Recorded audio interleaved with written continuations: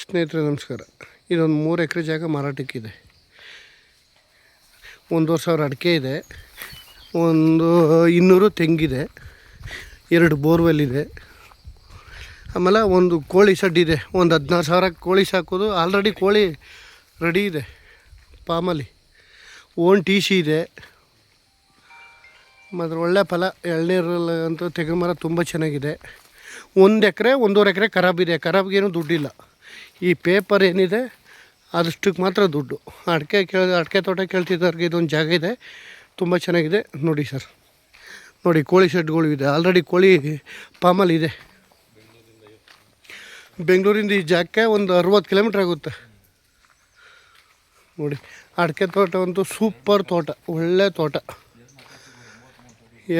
ಎರಡು ಕಡೆ ರೋಡ್. ಇದು ನಕಾಸೆ ರೋಡು, ಗೌರ್ಮೆಂಟ್ ರಸ್ತೆ, 33 ಅಡಿ ರಸ್ತೆ.